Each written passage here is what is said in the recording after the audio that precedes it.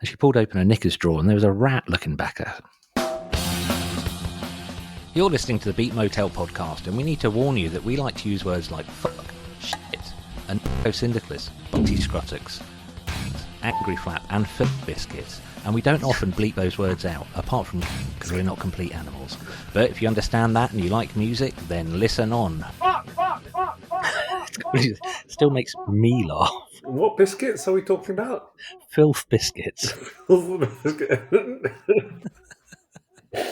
Angry flap and filth biscuits. Filth biscuits. You don't even have to bleep filth biscuits because it doesn't. What is a filth biscuit? I have no idea. I wrote it. I've got no idea what it's meant to be. Listeners, please write and tell us what a filth biscuit is. Filth biscuit. But it is true. My wife opened her pants drawer and there was a rat staring back, which was a surprise, to say the least. Right, welcome to Beat Motel. Occasionally we talk about music. Shall we kick things off with the riff of the week? Yes, that rat did eat through my speaker cables. Just if you want a bit more kind of texture for that story. At what point did the euphemism end? What, for panty rat? That's another one to bleep. Oh shit! Welcome to 40-something-year-old men with 4-year-old boy humor. Exactly. My son has just sort of, it's taken him a little time, but he's into toilet humor now. Excellent. It's an inevitable thing, but most people grow out of it at some point. most women grow out of it at some point. A lot of cis men never grow out of it. It's a big part of our culture. Well, yeah, why is that, do you think? I don't know. I mean, give me some insight on poo humour. I don't know. I was reading a paper the other day, last week, and it was talking about basically whiny white people in America in the 90s, and it really annoyed me when it was talking about modern men trying to sort of articulate their feelings, and it put out there the American version of men behaving badly. Part of this article was so badly researched, it just really annoyed me that it got published in the first place. But yeah, and I just who talks about the American version of men behaving badly? Do you know? There's a but sort it's of all thing about repressed male emotional. That was just generally seen as lols in the 90s. That was the cornerstone of situation comedy. Oh, even like Friends and stuff. It's like men can't express stuff. Meanwhile, I'm like bawling my eyes out at fucking John Lewis adverts or something. Oh, I went. What is that? We went to see this new. I don't know what it is. It's the latest one of the latest animation films about a duck migratory group. I watched it in Finnish. My Finnish isn't very good. I still cried. Oh wow! Yeah. Was it subtitled? My wife was sat there, just sort of arms crossed, went, "Yeah, it was fun." Anything like that, or anything like Studio Ghibli, I can barely get 20 minutes into some of them before I start going like trying to catch my. So, was there any subtitles? Or were you literally just straight up Finnish in your head, in your ears? Finnish in my ears, yeah. So it's a very well told film visually. I would say that. I don't think my Finnish clearly. My Finnish was just they're clever with the language they used. I think this is a thing I always get a bit pissed off with these reviews that go to see kids' films without taking a kid to it. It's like, you're not the judge of the quality of this film. You, as a 30, 40-something-year-old adult, cannot judge a film aimed at a 7-year-old. A 4-year-old has a better grasp of it. If there's something for you in it, if the visuals are good, and the visuals are very good, I also think like going to seeing a film in a language that is not your own and one that you can just about keep up with, it actually showed, it sort of revealed the quality of storytelling. I'm not sure it was a good film or not. It's not meted for my my kid enjoyed it. We went to see it twice. So It's become a cliche now that people go, oh, the clever thing about kids' films now is they make them so adults can understand them. I always think, shouldn't adults be able to understand it in some rudimentary way, not on the same level as a child? Because, that is the real skill. If you watch something, and I remember my daughter was very young, she'd watch something and absolutely love it, and I'd just be watching going, what is the appeal? It's not for me. what winds CBeebies is gone. Oh no, yeah, CBeebies. Some of it's just fucking up.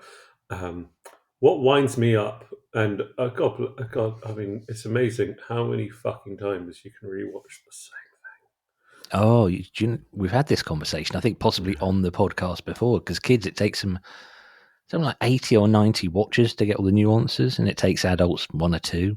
But it's also like I get to see Martin sort of in his, you also sort of see them develop in their understanding of how storytelling works in these mediums, and so like now he gets different things out of it, but it's like he spends one episode just watching a corner of the screen just to sort of see all the things, and whereas we have how many years of being able to read that.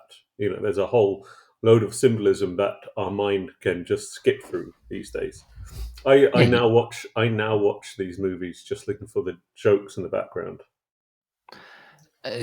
Yeah, talking about kind of seeing things or noticing new things. Last night I noticed how shit something was.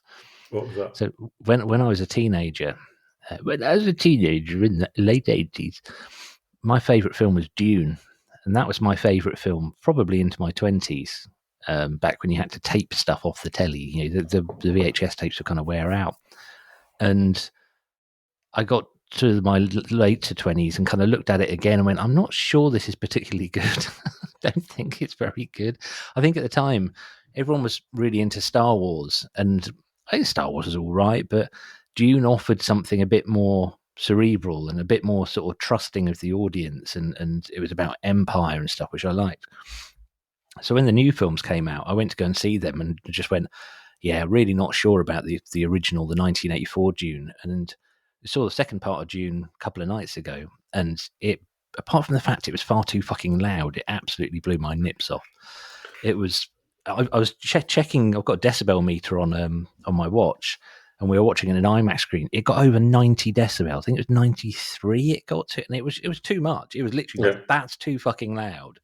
That's too loud, but loved the film. So last night, Emma and I watched the 1984 version of Dune. Fucking hell. I can see why it's so pilloried and why so many people hated it even before the new Dune. It's bad. They shortcut so you're like, hang on, what's that happening? Why is that happening? And it's awful. And it's David Lynch, who I'm sure, did he do Twin Peaks? Yeah. Which I've not seen either. I mean, I've not seen, but it just, what a bloated sack of shit that was. I don't really get the appeal of David Lynch. I think it's a bit, it's the same world as Frank Zappa to me. It's really, yeah, it's willfully sort of trying to be weird, trying to be wacky. Without actually succeeding and being interesting. So what about Tim Burton then? Because Tim Burton is like deliberately dark. But Tim Burton is like his first, like Edward Scissorhands, great film.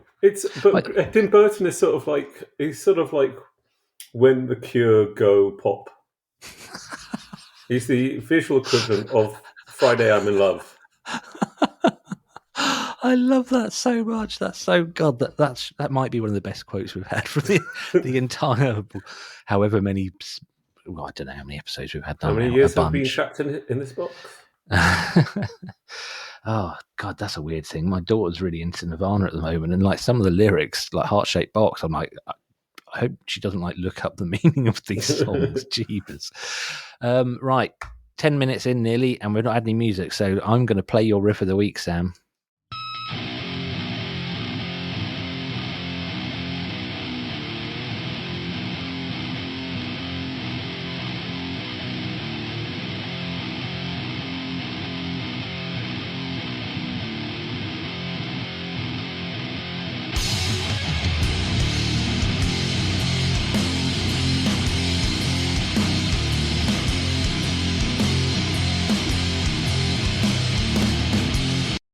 Hey, who was that, Sam? That was the Iron Monkey, or Iron Monkey as they're actually known, with the song Concrete Shock, and their album comes out as we record this tomorrow. Oh, it's New album. new. Oh, It's wow. new. The singer is now the guitarist is now the singer. The original singer, who sounded like a wounded banshee. Really amazing sort of delivery that just sounded inhuman. And he committed suicide. I think he committed suicide. He died. He died No, he had somehow. cancer. He was ill on and off with cancer, I think, for quite a long time. Yeah. He was quite an ill person, and they got back together a few years ago. And I didn't. The last album, I sort of didn't really do anything, and then I think they changed drummer. And this album, the drummers really got it, and they got a really good production for their sort of music on it. The guitars sound so filthy. They sound, they sound so good. I'm really surprised because when I clipped this, when I prepared it, I was like, whoa, this sounds so much clearer and so much better than anything I remember about Iron Monkey. And to be fair, my entire experience of Iron Monkey is staying in your apartment in Helsinki, and you just got like a career compendium. That's not what you call it, is it? A box set? It was a 2 CD box set of the 2 albums they had put out at that point, in the early 90s, the late 90s. I also think they got fucked over by earache. Oh, really? I think a lot of bands got fucked over by earache, particularly in the late 90s. Napalm Death weren't big fans of them either. It seemed there was a time where it seemed like everyone was on earache. I know what Extreme Noise Terror were, and they just seemed to be absolutely everyone. I'm always disappointed when metal labels fuck people over. Not as disappointed as I am when punk labels fuck people over. That sort of hurts. That sort of really stings. Yeah. I'm reading an incredible book at the moment called "This Band Could Be Your Life," which I think you might have actually put me onto. Our Band Could Be Your Life. I'm going to find out who it's by. Our Band. Yeah. It's a Minutemen lyric. Yep. Book by Michael Azerrad. Rings a bell. It's about like the music scene. It's the independent music scene, what would become called kind of the college music scene in America. So sort of 80 to 89. Although at the beginning there's a really meandering intro to the book, which is just pointless. And I recommended this book to a friend and said, just skip the intro. It's just, there's no reason to read it. But in the intro, he does say that he stops talking about bands when they sign to majors. But you've got a chapter on each band. And it's one of the best, most interestingly written books about music I think I've probably ever read. It's absolutely fantastic. So the first chapter is about Black Flag. So you've got to start with one that everyone's going to get really excited about. Second chapter is Minutemen, and absolutely fascinated me. I really love the way he tells the story without. It's not hagiography, and it's not too kind of like sucking up to. It's sort of quite matter of fact, but trying to look at the relationships between the people in the band, and also interesting. Each of the band's relationships to their audiences. And the Minutemen largely came across as basically Mike Watts and Deepu. Came across as sort of like quite ratty, quite kind of not sloppy in any way, but quite all over the place. And they were always having punch-ups. They literally fought all the time, but their fighting was always more like brothers. Nothing. They were never actually going to stop talking to each other. They just wound each other up all the time. But it's really interesting because they just couldn't get anywhere. They were so odd that nobody understood them. No one got what they were doing at all. And I like the book because it's not talking about it in so much as going, well, of course now everyone loves them, because I still don't think Minutemen are particularly massive. It was more that they willfully didn't want to be understood. They were looking at what other bands were doing and doing the opposite. Brilliant chapter on Mission to Burma, who I don't think I've ever heard. But Yeah, I've seen them live. I think there's Really? one of the, yeah, the ATP were big into them. Oh, right. Okay. So that That whole scene, apart from like the more hardcore side of things, that whole scene is sort of the genesis of, I guess, the ATP world. yeah, I can absolutely see that. I mean, I've only got. I've just read the Minor Threat chapter, and it fucked up my night's sleep really badly because Ian McKay, there's Kai McKay. There's so much sort of not hype, but he looms large. You can say that he looms Yeah, large in the world he of does. alternative music and punk, especially. And I read that chapter. I went to bed early because I wanted to get a good long night's sleep, but made the mistake of reading the Minor Threat chapter and basically couldn't sleep for the rest of the night. I was like overstimulated. I was like, there's too much information. This is kind of too cool, but I'd thoroughly recommend that book. I think it's wonderful. Really enjoyed it. And so our band could be your life. But anyway, we ought to move on because we're now. I want to just say about that Iron Monkey thing that when they so that drummer is, I don't know, I need to go back and listen to the album they released beforehand, but I think they got the vocals better this time. Like he's a bit more off hinged. The guitarist vocalist, he's a bit more unhinged. But also the drummer does this really nice thing when that beat comes in, he's doing this sort of slow, quite a bit with a swing, but then they kick into the verse. He kicks it up a pace, and it sounds 90s in that trick, but it's a really cool trick that too few stoner bands do because it just gives that propulsion that actually moves the song. So hats off to that drummer. He's cool. Sorry, Andrew. Yeah, Go on. that's right. No, I'm quite happy to talk about Iron Monkey. I've just looked up Johnny Morrow. Yeah, it was heart failure, but I think I remember reading up before, and he was not a well man, No. basically. But that I'm really chuffed there's something new coming out because there's something so much more aggressive about Iron Monkey compared to a lot of the stoner or sludge stuff can just get it just sort of gets boring, just Yeah. gets really passive, and it just gets so. I don't like that kind of like dude type metal. Yeah. Man, we just got to play slow, just go from octave to root and just like stuff like Sleep. Sleep has some brilliant songs like Dragon or whatever it's called, astonishingly brilliant riffs. But a lot of the other stuff's just boring as shit. It's just like, well done, you've detuned. Yeah. Don't get it at all. There's a threat, and I don't know. I tried to get into I Hate God, who have been playing. They played Helsinki twice in the last year, and I tried to get into them because I just want to go to gigs, and they're put up in the same world as Iron Monkey. They just don't have, to me, they don't have the aggression and the threat of Iron Monkey, and there's something exciting about that threat. That Iron Monkey sort of like it feels like I was thinking like sometimes I get the metaphor I think of as like a street fighter, Mm.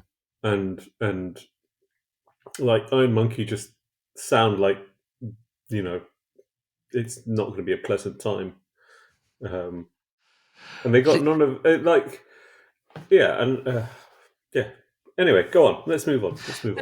Going back to the our band could be your life. One of the things that really surprised me about Henry Rollins and the previous episode of the Beat Motel podcast, we had my friend Dan Callis was guesting. I was about to say because you were elsewhere, you were elsewhere, and I was saying to him about this book, and I was saying about the Black Flag chapter really surprised me, especially about Henry Rollins. And he literally, Dan goes, "What?" And I was like, no. He said, okay, because if you were about to tell me that he'd done some like awful things, I would have been really upset. And I say, it's not so much that, but he had a real edge that towards the end, I think he was pushing it. He was like, no, I'm going to be unpleasant now, as in actually not be a very nice person. But didn't really have the heart to back it up because he was doing spoken word tours and like all this like hyper intellectual stuff at the same time. But there's something I don't know where the aggression's from with Iron Monkey. I've never figured it out, nor have I tried to, if I'm honest. It's just, it's got that slight anarcho-punk edge. Like the first time I went into an actual squat was probably with you, actually, in Russell Square in London. I can remember being slightly uneasy, slightly like, I don't know enough about what's going on here to know whether these are good people or not. And I think that's kind of the vibe I get from Iron Monkey. Yeah, I mean that's it, and there's a certain, I think there's a certain attraction to that. In the same way, there's a certain attraction to, say, like David Yao and those other sort of bands, was it Butthole Surfers as well? It's like there's an attraction to the off-hingedness, and there was a write-up of this new album that I read, which made me more excited for it. Probably one of the reasons I chose it. And he was saying, they sort of imploded in the late '90s, early 2000s, sort of various things, but also lifestyles that were just not sustainable. And there seemed to be a lot of that in the '90s and '80s and '90s. These sort of these bands that come from the punk world but move towards more chaotic sort of expressions, punk bands, and go towards sort of metal sometimes. Like Iron Monkey, they fit to me much more the punk side than they do the metal, because it's they have that sort of just the sonic edge to them, and the vocals are sort of so they're not the Cookie Monster. They literally sound like the voice is being really the delivery really does not sound good for the guy's voice. I found out a brilliant thing about how to protect your voice if you sing like that this morning on the walk to glamorous Beat Motel Studio A that I'm in today. But just as a final thing on Iron Monkey, it's the fact they're from Nottingham somehow captures my imagination, because Nottingham, I don't know if it really ever had it. I don't know anything about the Nottingham scene, but I do know people who would have been a part of the Nottingham scene. People like Marv Gadgey, who's been on this podcast. So there is something that I'm quite absorbed with Iron Monkey. So singing, I've been listening to the last episode of After the Deluge, which is a really good podcast presented by someone I'm pretty sure was a music journalist, just because the way he talks is much more interesting than how I do when I talk about music. So the whole point of the series is that each season they'll cover a band and they'll get various people in to talk about specific albums. So they've been doing Against Me, and one of the first ones they had Frank Turner in to talk about. I can't remember which album. Frank Turner, who I interviewed and then put in Beat Motel when it was an actual zine as Frank Black, because I was a twat. Not to be funny, just because I was a moron. But Laura Jane's on the last one, and it's a wonderful listen. It is absolute joy. She sounds so at peace and so just cheerful, just chipper, literally just like happy, just really sunny. But she was saying that she took her daughter to see Smashing Pumpkins, and she said that Billy Corgan was doing this really strange thing in between songs where he'd go to the edge of the stage and he had like a little table set up, a bit like sort of little tables that magicians use. And on that table, he had a bowl of, well, Laura Jane was saying Lay's, so like Walker's crisps. And in between each song, he'd take one crisp and he'd put it in his mouth and he'd make a sort of a theatrical massaging thing to bring the crisp down, then take a little sip of water and then go back on and sing the next song. And Laura Jane was like, what the fuck is that? What is that? So she did some digging. She said that she learned after recording the first Against Me album that she was just going to literally end up with no voice if she didn't start to learn how to protect her voice. And apparently crisps, especially Lay's crisps, are so oily that it is actually a really good way to protect your throat if you sing with a bit of gravel. So she says she does it in the studio now. In the studio, she'll sing, like, have a single crisp, like massage. I like to think they're all eating cheese and onion. I cannot abide cheese and onion crisps. Can fuck off. And Hot take, ladies and gentlemen. Hot take: cheese and onion crisps can fuck off. Oh, I used to love hedgehog flavour crisps. Did you ever have them? No, I like my favourite Monster Munch, but Go on, Monster Munch. yeah, pickled onion, fucking brilliant. Oh, you don't want to go near me for about a week afterwards. My wife insists that they smell like cum. Oh, we're such What a great. Have you been eating, Andrew? We're such a great music commentary podcast, aren't we? Okay, next riff. Oh shit! I haven't even done my riff of the week yet. Right? Okay, here's my riff of the week. Oh man.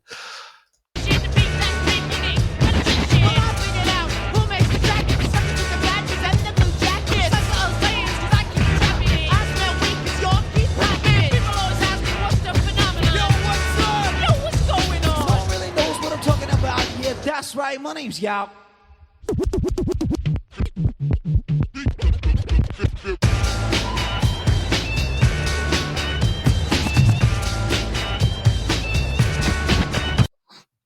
That was Sam. Do you know who that was? Beast Boys. It was the Beastie Boys. Do you know that track? No. Oh, okay. That track is called "Sounds of Silence," and I chose this because the Beastie Boys I've always been aware of them. I know the big singles, and the only Beastie Boys album I've got is Some Old Bullshit, which is them like early hardcore and then sort of experimental, really odd stuff, which I've had since I was about 16, I think. But I decided to give them an actual listen because I kept hearing things I liked. They popped up in the Pink Floyd episode that we did a long time ago. And so I listened to Paul's Boutique start to finish. And there are bits of it that do just pass me by, and it's just Beastie Boys just doing hip hop. But that track in particular is one of the tracks that's got these really, really fucking obvious samples. So the guitar bit in that is from The End by the Beatles, which I don't think they got permission for, even though it's so bloody obvious that it's there. And I listened to the remastered version of Paul's Boutique, which if I was getting into a band, I wouldn't normally do that. I'd normally, try not to. I want to hear the original version. But the remastered version's really filthy. It's really thick. It's not. It sounds. Why wouldn't you want to listen to the remastered version? I don't understand. It's just a stupid. I want to hear how they closer to how they would have sounded at the time. But that's the only way. The only way you can do that is listen to it on the vinyl they put out. As I was saying that, I was realizing how daft that is to say, because I'm never going to get the same context either. Because one of the problems that a lot of early CDs faced was that they weren't remastered for CDs. Mm. You need different mastering for CDs and vinyl and so on and so forth. And one of the most annoying things with buying a shellac album is when you get the free CD, it's not mastered for CD, so it sounds really flat. Wow, I'm really surprised Steve Albini would not pay that much attention. I thought that would be... No, he does. He doesn't like CDs. Oh, so it's just being Steve Albini then. Steve Albini. And so the vinyl always sounds better because it's mastered for vinyl. And one of the things that they do now is like, if you get remastered, there's a good chance it's remastered for digital stuff. It sounds wonderful. It sounds so... What I really liked about it, and it is we both listen on Tidal because they do the lossless FLAC or whatever the format's called. It sounds... I listened to it here in glamorous Studio A, and I've got pretty massive speakers. It sounded like when you're actually in the control room at a recording studio. Because when you're recording in a really nice studio, which I've only done a few times, no matter what you do to the mix, everything sounds brilliant. Everything sounds fantastic through £30,000 monitors. And it was a bit like that. It came on, it was so full and so big. The only other place I've ever heard things sound that good is at your apartment with your valve amp and those round speakers where you put something on and you can just sit and listen and absorb every part of the frequency, whereas every other experience has the wrong bits boosted. So I use earpods and they're far too bassy. They're not clean at all. Yeah, a lot of stuff, a lot of experiences. I mean, I sort of find myself listening to music on the wrong format ruins it. I think we had this conversation a little bit with the replacements. Mm. Like, all shook down. It sucks in the headphones. Maybe it sounds better on over-ear headphones, but it really did not sound good in earbuds. It sounds pretty good. It sounds like a well put together, well sort of engineered album and mastered album um, on the speakers. And this was sort of like so it's not, but it's and I was listening to what was it another band coming to Helsinki who I'm going to see because I just want to leave the house sometimes. Band called Gate Creeper, and they're sort of old school death metal sort of stuff to college, and they sound. I get bored if I listen to it on my headphones. I put them on the speaker. It sounds massive. It sounds great. I'm sold. Also, like sometimes death metal has these really echoey, reverb heavy vocals, and I really don't like it. Sounds good on the speakers. It's really hard to get anything that isn't coloured massively. The sound isn't coloured. So these are these aren't. These are sort of mid-range Sony headphones. So they're probably nearly a couple of £100 new. But I'll never buy them again because they're so bassy. They're just appears to be the way they're done. My favourite headphones are actually some flat monitoring headphones that I have in slightly less glamorous Beat Motel Studio B, because they're completely flat. I can then control how I want the music to hear using the controls on my amp rather than going, hey, everyone wants everything bassy, and like earpods are too bassy as well. But we are now half an hour in, and I'm going to stop doing timestamps because it's making it sound like breakfast radio. Should we reveal the theme for this week? Yes, but I was being a bit lazy because I haven't been near music in the last week because I've been on the job. Holiday. On the bog, did you say? On the bog. That's some mean constipation. IBS will get you. This week it's great opening lines. Yeah, basically. we've had this on the cards for a long time, and these ones for my choice were just off the top of my head, so I'm not even sure the music starts with opening lines. I did. Well, there is one that I'm not sure I've clipped the right part because we always we give each other timestamps when we prepare this, dear listener. And Sam's just said, I'll just go for the start for all of them, but we can only play 30 seconds. So some of these are kind of a bit fine. I am going to look up the lyrics each time we play a clip so we can actually say them, because it always crazes me when podcasts talk about the lyrics in the songs but don't actually tell you the lyrics, and like, well, I didn't catch it, or I didn't hear it, or it was just playing in the background or something. So here's your first choice, Sam. The party's over. A city skipping. It's the same hook repeating. Grows more grating with each passing second. And the walls contain a resonation. Laughter and conversation. It was fun while it lasted, but now we should be going. And I hope everybody.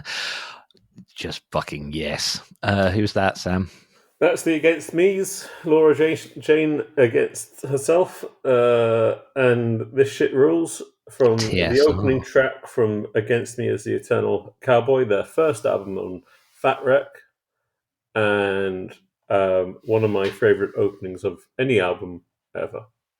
Before I go any before I actually read the lyrics, there was some shouting in the background in that I've never heard before. Did you hear it? Same here. Yeah. Yeah, I've never heard that, and so it's quite neat that we're talking about the difference of listening to stuff on headphones.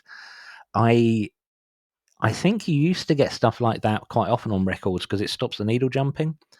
So if you've got like sonically that just goes bang. It's such a fucking like start to an album, isn't it? Just to go woof, it just goes straight to 100%. And on vinyl, if you do that, I think the needle jumps out. So I've heard it on lots and lots of things when I was listening to exclusively vinyl, when CDs weren't something I could afford, and listening to music really, really loud on headphones as a child or young teenager. A lot of albums have a very quiet bit at the beginning. So like my 12-inch for There's No Other Way by Blur, if you turn it up really loud at the beginning, it's got the main riff, but super quiet in the background. And I wonder if that little bit, God, how geeky is this? Whether it's a nod to that. Maybe, That's fairly obscure, wouldn't yeah, it's an interesting sort of question. It's weird to notice that. Yeah. It's a joy. Okay. So the lyrics, the party's over, a CD skipping, it's the same hook repeating, grows more grating with each passing second.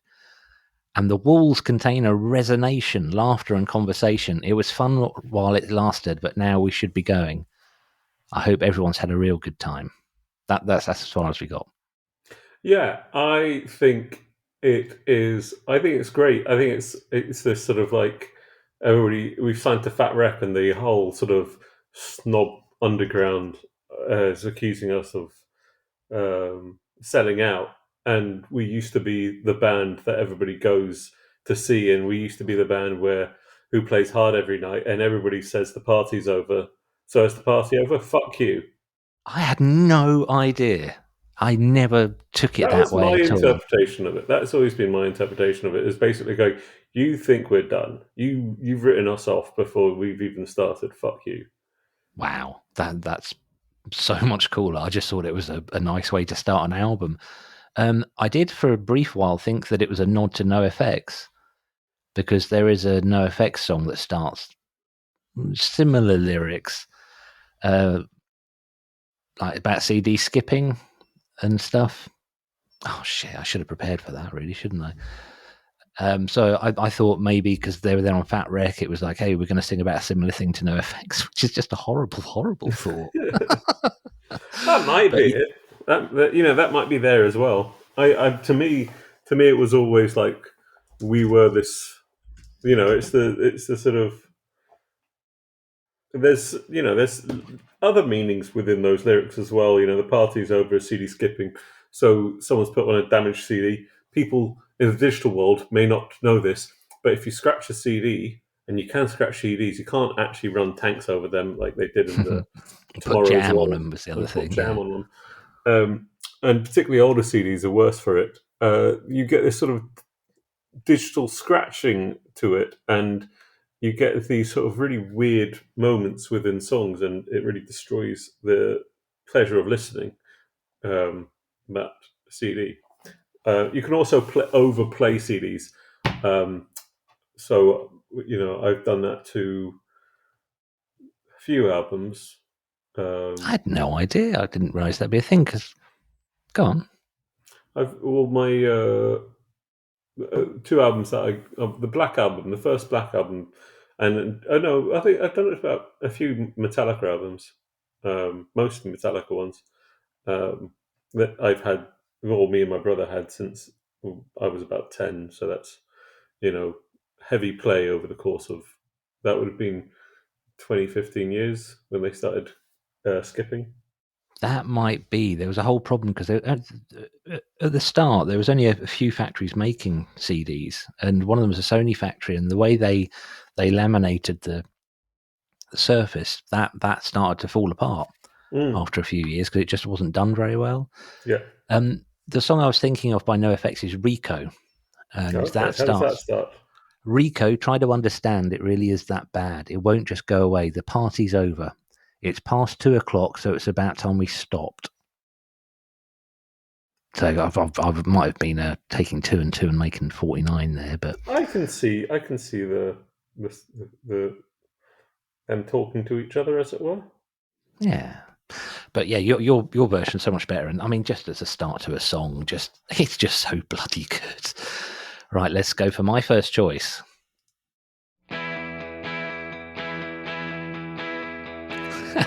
Sam's grinning. No,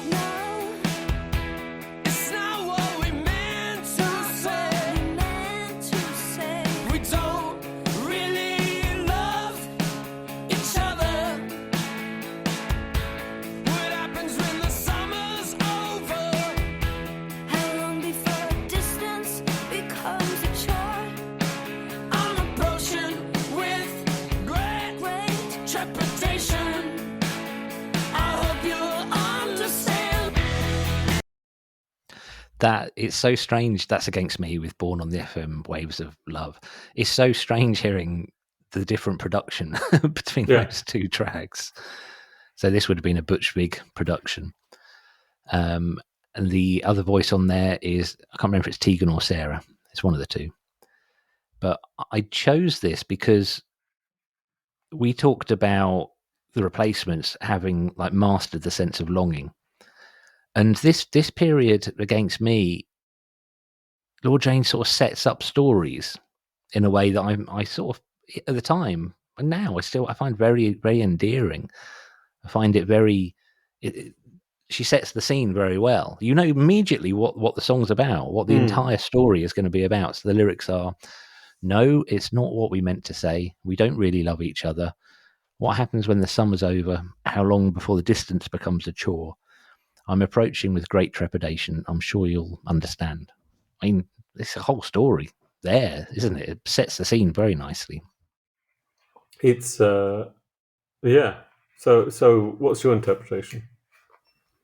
I just assume it's a couple that are having like a holiday romance, or come back from different universities and having a summer romance, and they've got to go back to university.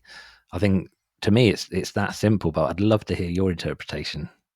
No, I think that's. I mean, a part of me thinks it could be about the distance of touring. Ah, yeah, nice. Yeah, I don't want to dig too much into it, but this would be Lord Jane would still first wife. No, I think the second wife. No, she's married to second wife now, isn't she? The third wife. Oh, really? Oh, okay. Well, okay. So maybe it's It's not about that. She. Sorry to say he, but she sometimes reading about her biography seems quite reckless in her personal life. Oh. As in, she married someone when she was like 19 or something, Wow. and it was working as a mechanic. And you're sort of, I don't know, it's like, and now she's sort of with this this other person, woman, Paris something, not Paris Hilton. That would be a story. That would be that. At this stage, I wouldn't rule anything out. That would get up the punks. That would get up the punks. Really would. That shows. Yeah, fine. You can change gender, but you can't fucking go with Paris Hilton. That's too far. Wild. Something I noticed really odd about the video for this is the video and the lyrics appear to have no relation to each other at all. Oh, their music videos are shit. All of them. This one, it's the most. I hate to say it because I'm talking about Against Me, and I had to pause, and it does hurt me slightly. It's one of the most cliched MTV rock-friendly videos that they made. It's a band rolling their equipment into a live room, a rehearsal room or whatever, and then playing the song, and there's lots of them laughing and sharing a beer and going ha ha ha ha ha, ha. And it just is horrible. I don't think Against Me have ever put together a good music video. I watched White People for Peace, the video for that last night, and I stopped it after about 30 seconds. Love the song, but I was just like, this video is just too shit. It's so bad. I don't know if the band just didn't want to have anything to do with it, but Let's do go on. Let's do a podcast about best music videos. Yeah, because this won't be on it. No. Where it totally loses me, it's two bunches of people painted different colours on a football field, beating crap out of each other. Fair enough, whatever. It's a war. It's a protest song, and then for some fucking reason, there's what looks like a tramp with a guitar stumbling around in a tunnel. just awful. I never understood why bands just don't employ really cool animators to make their videos. Animators or college students or someone just don't you don't have to be in the video unless your fucking record company makes you be in the video, and that could be the case in a lot of them. But Primus, I know you may not have a large tolerance for Primus, but Primus have some of the coolest music videos out there because they're so weird, and they went genuinely experimental. Like they did Wyona's Got a Big Brown Beaver. It's a song title and a half. That video, they recorded that video something in like a particular sort of framing. This is like pre-digital, a particular framing. So they had to figure out how fast the song was too. And the entire time they're playing, they've got these ridiculous sort of plastic costumes on. It's a great, really bizarre video.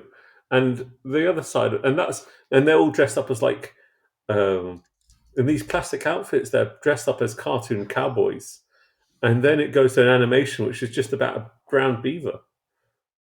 I've made a note to talk about this on another episode because I think we can go quite deep in a lot of ways with this. So we're going to park it there, and I'm going to play your next choice.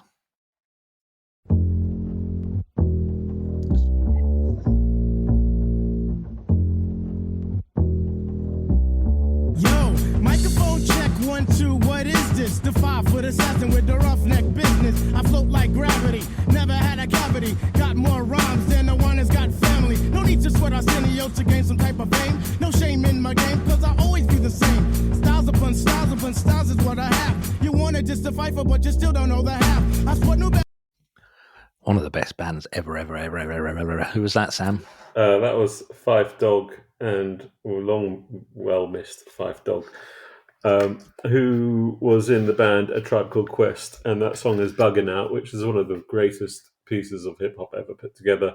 The bass line is just so cool. It's so cool. It sounds so good as well, because a lot of that period hip hop, everything was sampled through the Akai MPC, and you could only get like something like 2.5 seconds. So what you do is, if you were sampling from a record or anything else, you'd play the record really fast, sample it for the very short period of time, and then to get a whole riff, you then have to slow the sample right down, and it makes it sort of really artifacty, really sort of odd.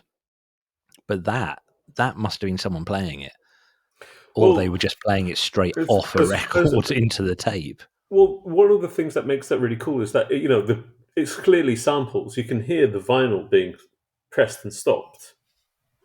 If you play it again, play the first. No, absolutely will. You hear it being stopped.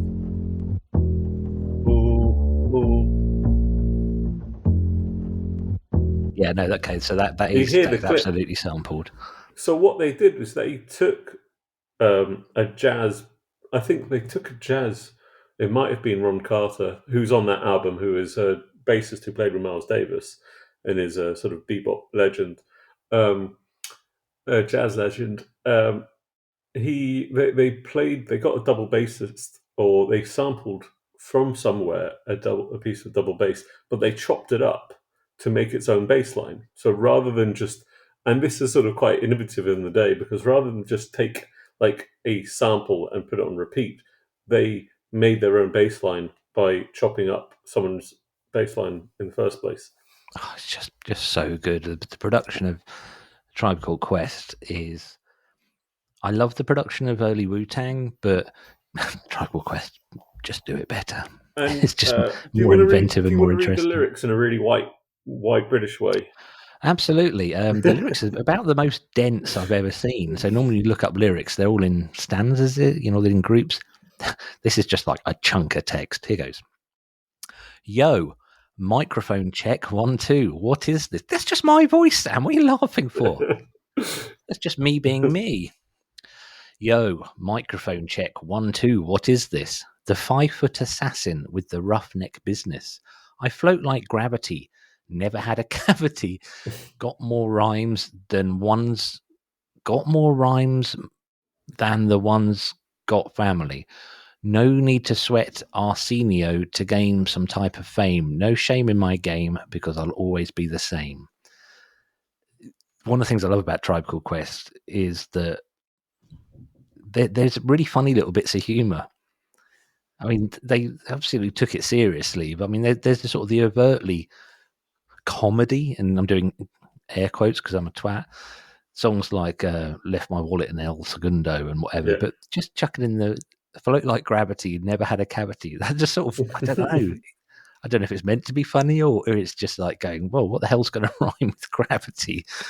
I mean, like, I don't know. Some to me, some hip hop is just like it's a weird boast rap song because it doesn't really seem to have much of a story to it. It's like sometimes you have like, you know, as you said, Left My Wallet in El Segundo, and this one has, you know, like when oh god, what's he called? The other rapper, Q-Tip comes on.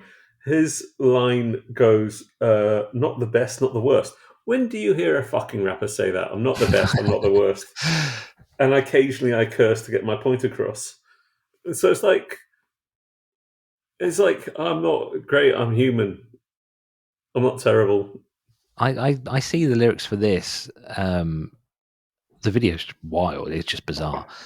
But the lyrics for this, I see it as they're just sort of, they're kind of just saying, you know, we are what we are, and this is it. It's not really like a super hype hip hop track, which were all the style at the time. So maybe it's a reaction against that. It's also one of the only hip hop tracks I've ever heard has the word ejaculation in it. You should look up more. Yeah, more that might just say. Yeah, it's got another thing for listeners to send us your songs, hip hop songs with the word ejaculation in. This one is minds get flooded, ejaculation right on the 2-inch tape. Don't know. I also like the line, I drink a lot of soda, so they call me Dr. Pepper. It's just I love the line. I can remember this one because I like this line so much. I bought New Balance sneakers to avoid a narrow path. It's so good. Well, I don't get it. Because, well, New Balance, I'm trying to become balanced so I don't avoid a narrow path, so I don't get pigeonholed.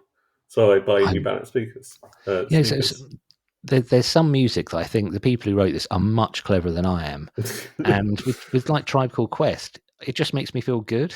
Just like, good. I'm glad you're using your intelligence. Because, well, I have made hip hop, and we'll just skip past that and play my next choice. Drink, sex, cigarettes, Ford Cortina, household pets, bombs, wars, famine, death, and apathetic public couldn't get that.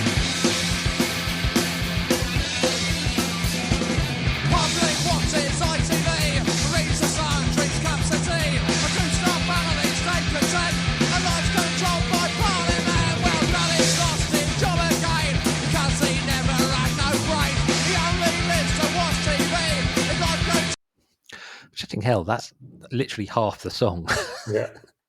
So that's I'm not going to say, we normally put a "the" in front of band names, but this is Subhumans. If I was to call it the Subhumans, that's the Canadian. I think they're Canadian or American, the other one. So that's very 1982 or whenever it is that it came out. 85. 85 was it really? But I was thinking, do I think this is great? And I think it is great. I don't think it's one of the greatest opening lines, but there's bits of it that just really appeal to me so much. Again, it's setting a scene, but also when I was clipping it last night, I thought, in terms of lyrics, it escalates so fucking fast.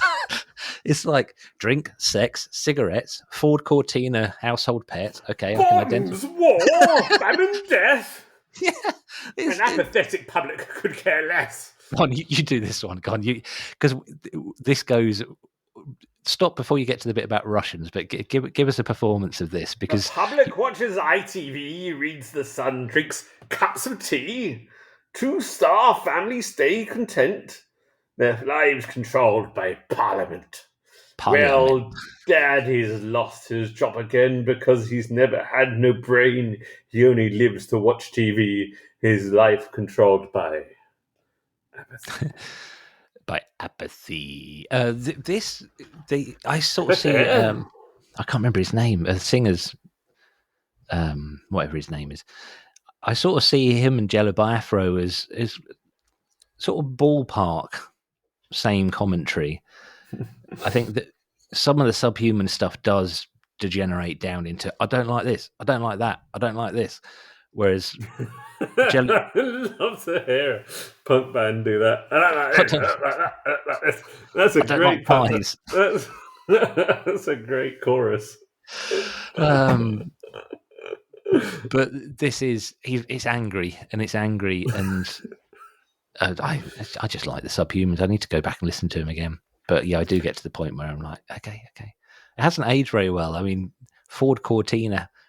In the lyrics, the version of the lyrics I've got, there isn't a comma, so it doesn't say Ford Cortina, comma, household pets. It says Ford Cortina household pets, which is, oh God, bloody hell. I think my mind just starts to fall apart and I start to overanalyze. So is he saying that a car like a Ford Cortina, which is about as beige and middle of the road as you could possibly get, people are so proud of their car they treat them like household pets? Ford Cortina household pets? It could, yeah. I mean, that's one way of interpreting it. I mean, I think it is basically about, it's quite on the head. There's not a lot of nuance to it, but he does it in a. You're right. I think there's quite a humorous sort of like drink sex to bombs, war, famine, death. But he's basically saying, well, the song's called Apathy. So our lives make us numb. Yeah, there's nuance, not so much. I really like the fact that some of the later Subhumans albums have songs on them which they're not in the slightest bit political, but it's done with the same sort of anger. There's a song called Mosquitoes, and the chorus is, I hate mosquitoes, I hate mosquitoes, I hate mosquitoes, and mosquitoes ate me. Oh, ate me. No, he's probably not saying ate me, it's just his accent, isn't it? Dick Lucas, that was his name. And he was a public school boy. Right, on that bombshell. It's a good. He's yeah. Let's They're have another band from me that have suffered from cheap production that could only afford, and therefore, when I started to get access to them, I was just like, yeah, it's all right. It's not. I haven't heard the latest album, but the one before, Internal Riot, production's great. Sounds really good. And what I always found bizarre is they had an album out on Fat Wreck. It's like live in a dive, which will absolutely be just because Fat Mike was obsessed with the Subhumans. It won't be for any other reason. It wouldn't have been a good commercial decision for Fat Wreck at the time, I shouldn't think. But let's have your next track. Elevator going up in the gleaming corridor of the 51st floor. The money can be made if you really want some more. Executive decision, a clinical precision. Jumping from the windows filled with indecision. I get good advice from the advertising world. Treat me nice, party girl. Go catch life where there isn't any. So free, man, free. It's the pause. That's the most Clash sounding start to a Clash song I think I've ever heard. Also reminded me of Against Me. I just suddenly literally went, that is not a million miles away. Sort of the sort of attack of the guitar and the bass and whatever, and even the lyrical thing. So Elevator going up.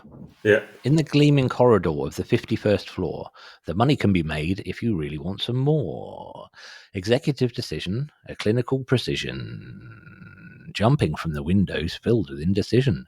I get good advice from the advertising world. Treat me nice, party girl. Cola adds life where there isn't any. So freeze, man, freeze. What the fuck's it about?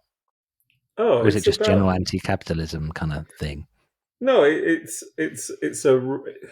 rallying against advertising. It's particularly against advertising.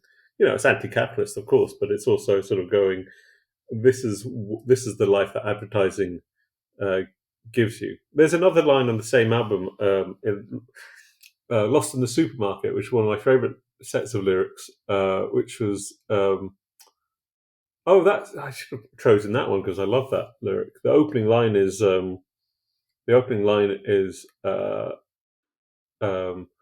came inside. What's it? There's some other ones. You don't need a laundrette. You can send them to the vet. I'm not sure about all that means. This is it. Fuck. Your tongue feels like a fish. That's another one. I mean, I think it's about it's about passing as well. But so Lost in the Supermarket by The Clash. I'm all lost in the supermarket. I can no longer shop happily. I came inside for that special offer, a guaranteed personality. That's the chorus, but it's such a nice like attack on advertising. I think it's a really sort of like, you're buying your personality when you buy these things, and it's like it's a shortcut to having a personality, as it were. It's one of those things that punk absolutely ruined my life, because once you gain that perspective, which you absolutely will if you listen to any, well, still pretty much any punk, you're going to get that question everything. And I do think sometimes I might have been happier if I'd just been ignorant of it and just been a little drone going along doing the same as everybody else. Yeah, but it's too late for that. That ship has sailed, caught fire, plopped off the edge of flat Earth. But also, the last line of that verse on Coca-Cola, the song that I chose, was jumping from the windows filled with indecision, which is, because when there are these financial crashes, when these big companies go off, people do commit suicide. They do jump from these windows when they don't know what to do, because advertising can't tell them what to do when the inevitable crisis hits. Ah, okay. Always interested by Joe Strummer's vocals. Did he write? I'm just assuming he wrote the lyrics. He may not have done. I think for this one, yeah, he did. Right. So I'm going to play my next track.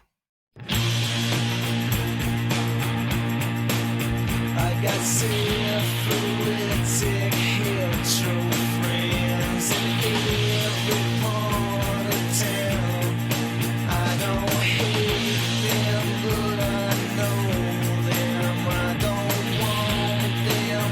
hanging around. I won't put my bones for every little girl he gets. I've just sent you the lyrics that you can read them. I sent them on WhatsApp. But that is Snake Driver by Jesus and Mary Chain. Syphilitic hetero friends in every part of town. I don't hate them, but I know them, and I don't want them hanging around. I roll my bones for every little girl who gets on down. I got space, and space got me. I should be selling it by the pound. Ever since I heard the voice, I thought I had no choice, but then I kissed her. I don't That's about mind as if far I as got me. broken. I don't mind if I get fixed. I don't mind if I'm not spoken. I don't mind if I get kicks. If I wake up dead, I'll wake up just like any other day. I think it's probably just meaningless bollocks. But I think it's a good example. Great opening line, though. Oh, just what? Yeah, that's it. It was Because this song that. Your head goes like, oh, this is like a bit psychedelic, blah blah blah, and he goes, I got he got what? It literally, because you're also not expecting to hear syphilitic friends, hetero friends. You're not expecting to hear that line in a song. No, just not at all. But just the flow of it and the way it fits it. That riff. How many notes do you need for a riff? One. You need one note. That's all you need. It's great. That cool. was just that. I mean, so a lot of Jesus and Mary Chain, I love it because the lyrics, not because they're deep and meaningful. There is some humour in it in a similar way to Tribe Called Quest, where it's just little bits that are dropped in. So there's another track I was going to choose, but I chose this one, and it starts. I love Beetle John. She loves Beetle Paul. We don't hate the rest, but we can't love them all. It's just like, and a lot of Jesus and Mary Chain, the first 2 or 3 lines of a song have nothing to do with the rest of the song at all. I'm sure there's like the Reed brothers have got a little black book where it's just packed full of good first lines. Just get the first line right, get that hook, and then we can say what we want after that. It's an interesting. I mean, this is like it's talking about the skill of like how to wake people up from whatever they're listening to, and like a lot of the time it is a bit of a yelp or a leap in volume or like, and this is just sort of like, oh no, this is all one level, but we're just going to put in words that you just do not expect to hear. That's great. They're just so unapologetically slightly updated version of Velvet Underground, and they're still sticking with it now. Their new stuff's really good as well. But let's go play your next track.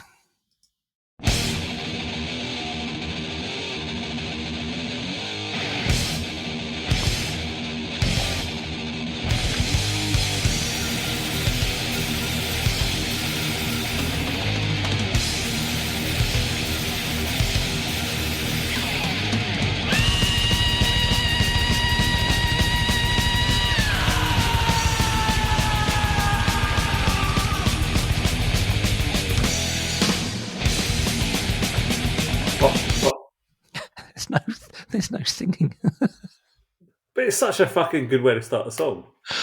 I'm a massive fan of Slayer, frankly. I think they're completely overrated, and I really don't give a shit that they've got back together. And I think actually it's really fucking shitty of them to piss on all these other people who left their jobs to help Kerry King out, and fuck them and all that stuff. What? Left their jobs to help out Kerry King? I mean, like, Kerry King's got this solo album coming out, and they basically have trampled and pissed on it by reforming Slayer. And I just think it's so fucking weak to come back and just because, I don't know, you want to fucking go on holiday to Australia or something. Fuck you. Stay dead. Some fucking bands should stay dead. You played your last tour. You fucking milked it for all it was worth. Stay dead. And this song has got them into a lot of trouble because it is awful lyric. And I was going to say, looking up the lyrics, thinking I'm not going to read these. It's about Auschwitz, which is if you don't know Auschwitz was the concentration camp where several million Jewish, LGBTQ, and mentally disabled traveling community people gypsies, and disabled and all these, but mostly Jewish people got sent to death, and it is a horrible lyric detailing some of that, and sort of imagining like it's a bit like imagining a fiery pit of hell, but. And some bands like this sort of like provocative lyric sort of stuff, and they did that. It's not even fucking provocative though. It's just grim. I would respect it more if there was. Oh, good God, that subject. I just can't touch it. I can't even I can't find anything that would be a funny alternative take on it. It's just too shit. And that howl is pretty good, but we saw Slayer play that, and it was one of the sloppiest gigs I've ever seen. They they'd start a song, do a little bit, and then it would fall apart, and they'd have another crack at it, and it happened more than once. Do you remember? It was at Alexandra Palace. I remember I didn't enjoy that. I went out and chain smoked rollies instead That of was- watching I them because think I was just that was- bored. Oh, so that was the point. The sort of like death knell of Slayer to me was when they became the acceptable middle class metal band for Guardian readers. That's brilliant. You're really on top form today, Sam. Well, but I just like fuck Slayer. They're not that good. Their production is so monotone. Mm. It's shocking. The solos. Jeff Hanneman, who wrote, I think, most of the best riffs, his solos are also better than Kerry King's, who are just, they're just chromatic nonsense a lot of the time. Oh, I'm going to go, and then dive bomb. Fuck off. Crap. Absolute shit. I fucking had it up to here with the fucking hype around fucking Slayer. And I wish them the best. I hope they all enjoy their retirement and they stop coming back, because I'm sick of old bands being the only thing that gets put on at rock concerts and the only thing people turn up to. Nirvana are dead, they're not coming back. Slayer should not come back because they shouldn't come back. Well, so you don't want them back just because it'd be annoying, but I don't want to keep talking about that After the Deluge podcast, but they're talking to Laura Jane's involved in like a Operation Ivy kind of Cover thing. It's like a thing. Yeah. And they were sort of saying it'd be quite cool if Operation Ivy came back. It'd be weird, but I can see that would be interesting. And then they said, "What about Fugazi?" And Lord Jane's like, "I would feel so betrayed if Fugazi came back." And I thought, I love that attitude, because it would be such a betrayal of like everything Fugazi did, like come out with a line of t-shirts that are available for sale in Debenhams or somewhere. Just there. Right, so fuck Slayer, and on to my last one, which Oh, I just want hang on, I'll stop it. No, go. Oh, right, so we were going to complain about Slayer some more. I press play. Fuck Slayer. Ladies and gentlemen, fuck Slayer. Billy the Mountain. Billy the Mountain. A regular picturesque postcardy mountain residing between lovely Rosamond and Gorman. With I've just accidentally sent the lyrics to somebody else on on LinkedIn. Not LinkedIn, WhatsApp. Fuck Frank Zappa too. Oh, how did you know that? Do you just look it up? No, he's got a very distinctive sonic palette.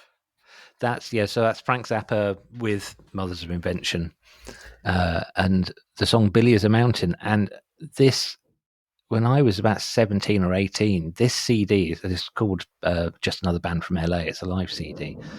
I listened to it too much, and to the extent I've never gone back to it because I loved it because it was just so odd. But this song, Billy was a Mountain, it's about half an hour long. And frankly, that's probably 29 minutes too long. It's like it's like some sort of bizarre. It's 1969 or 1970, and it's some sort of bizarre. I don't know what it is. But also, the recording's got this terrible feedback, really low rumbling feedback going through the whole thing. I told you about. I said earlier in the podcast about listening to things on the right. Through the right medium for them. I was listening just before we did the podcast. I was doing the laundry because I'm a modern man, and I was listening to Frank Zappa, and I always, because of his notoriety and his sort of like fame within the alternative music world, I always sort of feel like I've missed something. And I listened to Hot Rats, and I decided, no, I'm just never going to get it, really. I have seen the Mothers of Invention play. I'd be more play- interested in that, to be honest. Yeah, they were playing as the godmothers of Invention, or the grandmothers of Invention, rather. That's great. And it was like a few original sort of Frank Zappa's band. They're fucking incredible musicians. I can't remember a single thing. It just was not a very busy gig, and they played the hell out of the music, and I was just transfixed by that musicianship in front of me. Do I want to listen to it? No. I know exactly what you mean. I sometimes think the coolest thing about Frank Zappa is that poster you used to be able to buy of him sat on the shitter. But no, I don't get it. I can sort of, in this live album, there are bits where he does rip into solos, and they're interesting. They're good. They're not like other solos, but ultimately they are not of great interest to me. Yeah. You know, there's a lot of classical music that I can say, well, that's interesting. Incidentally, sorry, we're now just going to go off topic, but there's a podcast, listeners. There's a podcast that Sam and I both like called "You're Dead to Me," which is made by the BBC, and a new episode's just come out about Mozart, and it's absolutely brilliant, absolutely fantastic thing. Well, it's a show, really, isn't it? It's a Radio 4 show, but so fucking good. We should ask Greg Jenner to come on the show. So Billy was a mountain.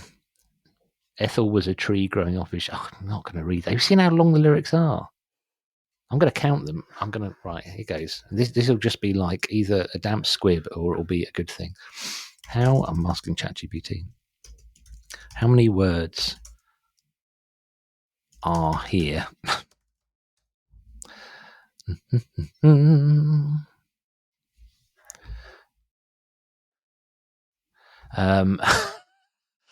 Even ChatGPT doesn't like Frank Zappa. It says this content violates our usage policies. Oh, well. Well, that was a fun episode. That was actually... It was challenging to get the songs together because there were so many... We could have just used Against Me. I mean, we could have just had 8 tracks that were all Against Me.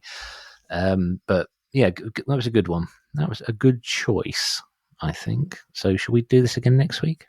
Let's do this again next week. I am really bursting for a wee, to the extent I know it's going to be slightly painful when I stand up. Well, thank you for doing it to me in the ear holes. Right. Thanks for listening, everyone. Rate, subscribe, and all that stuff. I do appreciate that we are actually getting subscribers on YouTube and on the Spotify and other places. So thank you very much, you lot. You're all lovely. I'm going to say goodbye. Do you want to say goodbye, Sam? Oh, why?